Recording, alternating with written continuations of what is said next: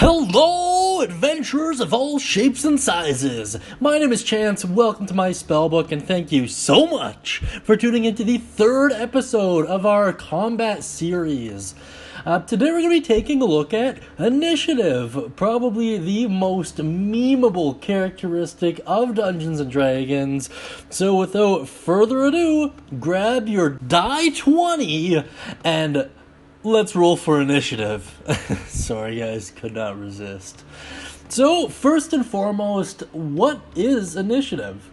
Initiative is the order in which creatures take turns within the round. If you're curious what a round is, please check out our first video giving a quick overview on the order of combat. How is initiative determined? When combat starts, participants make a dexterity check. Higher rolls get to go first. Characters each roll separately, and mobs share the same initiative roll, which is kind of interesting when you think about it, but it does make logical sense, and it also really helps speed up gameplay.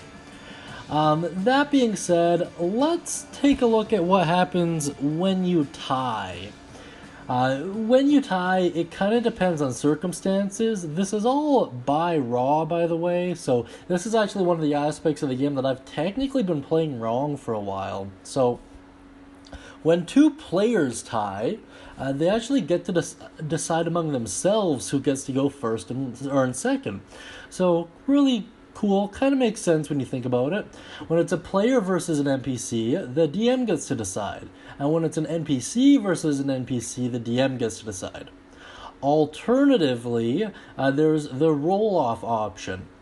Each creature in the tie rolls a die 20, the higher roll gets to go first, and it's just a straight roll. Another alternative to this that I've seen a lot of people use in the past is whoever has the highest dexterity modifier, so there is that too. Let's get to my personal thoughts on it.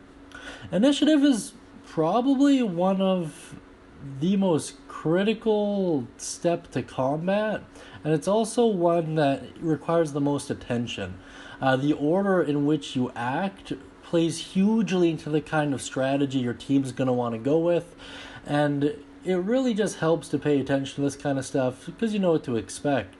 That being said, a little bit of advice when it comes to taking turns in general: always have your next move at least kind of planned out.